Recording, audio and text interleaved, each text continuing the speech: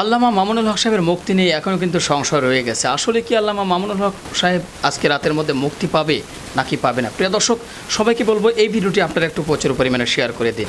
এই ভিডিওর মাধ্যমে আপনাদেরকে একটু কল রেকর্ড আপনাদের সাথে শেয়ার করব। রফিকুল ইসলাম মাদানী, শিশু বক্তা নামে খ্যাত, তিনিও কিন্তু আটক হয়েছিল বা একসময় জেলখানায় ছিল, তিনিও কিন্তু মুক্তি পেয়েছে।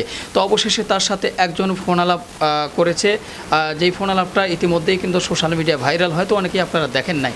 সেই ফোন আলাপটি আপনাদের সাথে শেয়ার করব। সেই ফোন আলাপটি শুনলেই হয়তো আপনারা জানতে পারবেন যে আসলেই আল্লামা মামুনুল হক সাহেব আজকে রাতের মধ্যে মুক্তি পেতে যাচ্ছে কিনা বা মুক্তি পাবে কিনা। চলুন প্রিয় দর্শক শ্রোতা, আসলে কখন মুক্তির কথা আছে কিনা বা কোন সময় মুক্তি পেতে পারে সেই কল রেকর্ডটি আগে আপনাদেরকে চলুন শুনিয়ে নিয়ে আসি।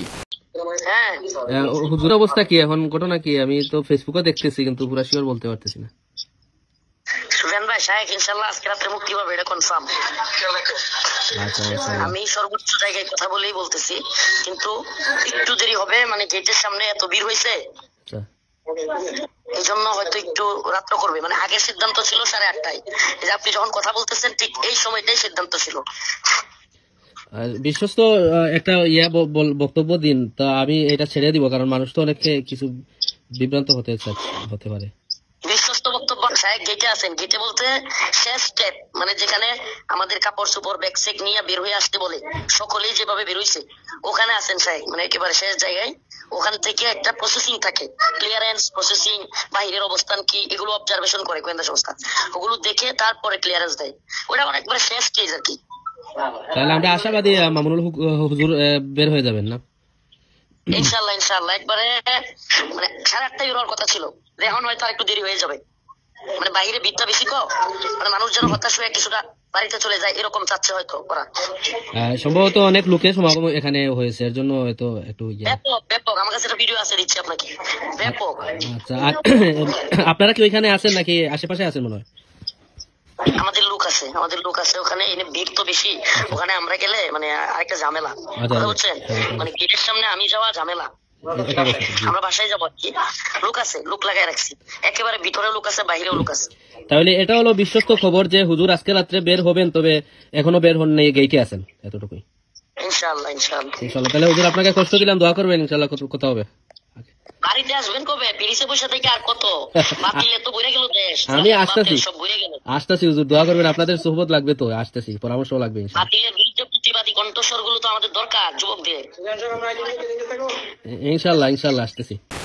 প্রিয় দর্শক শ্রোতা, কল রেকর্ডটি আপনারা শুনলেন, হয়তো ইতিমধ্যে আপনারা আলহামদুলিল্লাহ পড়া শুরু করে দিয়েছেন। মূলত পক্ষে মানে কাশিমপুর কারাগারের গেটের সামনে প্রচুর পরিমাণে লোক সমাগম থাকার কারণেই কিন্তু আল্লামা মামুনুল সাহেবের মুক্তির ব্যাপারটি নিয়ে একটু দেরি হয়ে যাচ্ছে।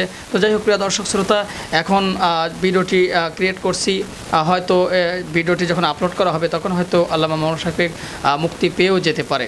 তো যাই হোক প্রিয় দর্শক শ্রোতা, আল্লামা মামুনুল হক সাহেবের মুক্তির ব্যাপারটি নিয়ে কারা কারা খুশি অবশ্যই আপনাদের মূল্যবান মতামত জানাবেন, কারণ ইতিমধ্যেই কিন্তু সোশ্যাল মিডিয়া সয়লাভ হয়ে গিয়েছে, সকলে আলহামদুলিল্লাহ ধনী, সোশ্যাল মিডিয়ায় কিন্তু সকলেই এই ধনীটা মানে বেজে উঠছে। সকলের ফেসবুক পোস্ট কিন্তু একটাই হচ্ছে, সেটি হলো আল্লামা মামুনুল হক সাহেবের মুক্তি আলহামদুলিল্লাহ। একটা আলেম মানে কতটা মানুষের প্রিয় হলে, কতটা মানুষের অন্তরে জায়গা করে নিলে যে একটা মানুষ যখন মুক্তি পায় তখন মানুষ এভাবে আলহামদুলিল্লাহ পড়তে পারে, সেটা হয়তো আজকে রাত্রের ভিতরে আপনারা ফেসবুকে যারা ঢুকেছেন তারাই হয়তো বুঝতে পেরেছেন, বা সোশ্যাল মিডিয়া যারা ব্যবহার করেছে তারা হয়তো ইতিমধ্যে বুঝতে পেরেছেন। তো যাই হোক প্রিয় দর্শক শ্রোতা, রফিকুল ইসলাম মাদানীর কল রেকর্ড থেকে যতটুকু আমরা বুঝতে পারলাম বা জানতে পারলাম, আলহামদুলিল্লাহ অবশ্যই আজকে রাতের মধ্যে ইনশাআল্লাহ সকলের পছন্দের একজন মানুষ আল্লামা মামুনুল হক সাহেব আমাদের মাঝে বা কোরআনের ময়দানে আবারও ফেরত আসতে যাচ্ছে ইনশাআল্লাহ। তো অবশ্যই তাকে আল্লাহ তাআলা হেফাজত রাখুক, আল্লাহ তাআলা তাকে নেখায়াত দান করুক। যেহেতু অনেক দিন মানে জেলখানায় বন্দী ছিল, বুঝতেই পারছেন কত নির্যাতনের শিকার হয়েছে। আর প্রকৃতপক্ষে যারাই জেলখানায় যায় না কেন, যে মামলাগুলো নিয়ে তাদের রিমান্ড হয়, তাদের অনেক কষ্ট স্বীকার করেই কিন্তু বের হয়ে আসতে হয়।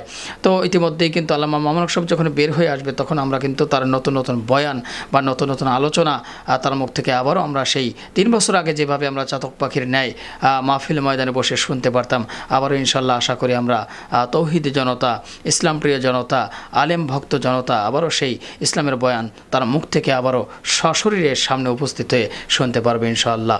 তো যাই হোক প্রিয় দর্শক শ্রোতা, অবশ্যই নতুন আপডেট আপনাদেরকে জানাবো।